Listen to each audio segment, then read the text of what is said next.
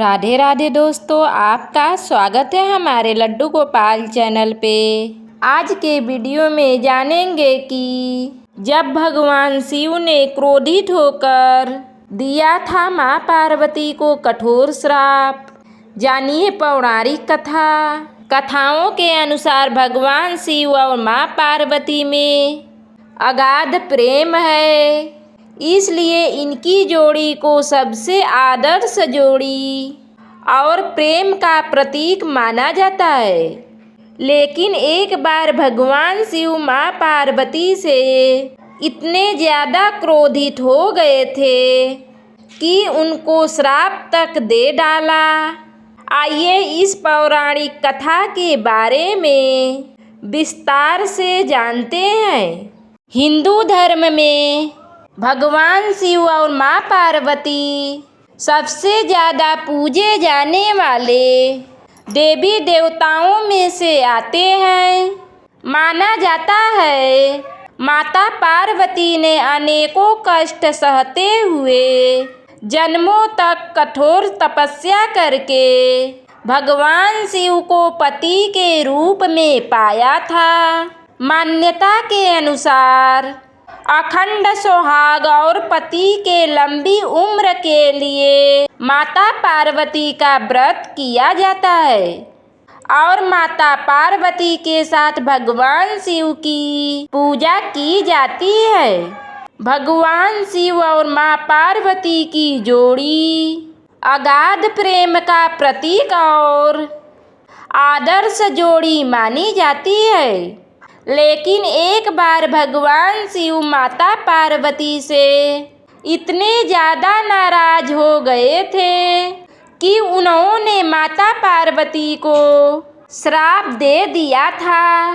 पौराणिक कथा के अनुसार माँ पार्वती ने 108 जन्मों की घोर तपस्या के बाद भगवान शिव को पति के रूप में पाया था। माँ पार्वती का भगवान शिव के प्रति अगाध प्रेम था।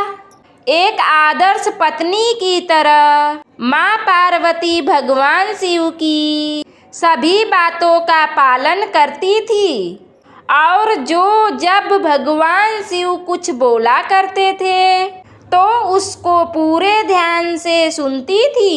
एक बार भगवान शिव माँ पार्वती को ब्रह्म ज्ञान देने के लिए सृष्टि की कथा सुना रहे थे।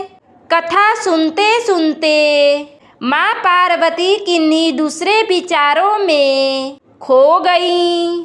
जैसे ही भगवान शिव को इस बात का एहसास हुआ कि माँ पार्वती उनके बातों पर ध्यान नहीं दे रही हैं, तब उन्होंने माँ पार्वती से पूछा कि क्या आप मेरे द्वारा सुनाई जा रही कथा को सुन रही हैं? लेकिन माँ पार्वती कहीं और खोई हुई थी, इसलिए उन्होंने भगवान शिव के सवाल का कोई उत्तर नहीं दिया। कुछ समय बाद जब माँ पार्वती का अपने विचारों से ध्यान भंग हुआ और वे अपनी दुनिया में वापस लौटी, तब भगवान शिव ने क्रोधित होते हुए माँ पार्वती से कहा कि आपने ब्रह्म ज्ञान का अनादर किया है।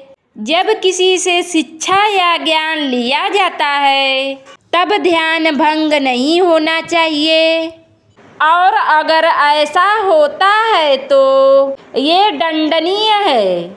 इसके बाद भगवान शिव ने दंड स्वरूप माँ पार्वती को श्राप दिया कि अब आपका जन्म किसी मछुआरे के परिवार में होगा। माँ पार्वती को अपनी गलती का एहसास हुआ, पर तब तक काफ़ी देर हो चुकी थी और भगवान शिव उनको श्राप दे चुके थे। अब दुख में डूबी हुई माँ पार्वती मछुआरे के एक गांव में पहुंची। इस गांव के मुखिया की कोई संतान नहीं थी। एक दिन वो मछली पकड़ने के लिए तालाब जा रहा था।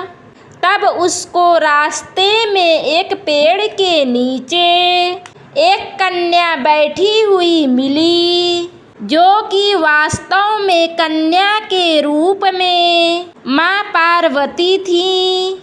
वह नन्ही कन्या पूरी तरह से वहाँ अकेले थी, उसके साथ कोई भी नहीं था।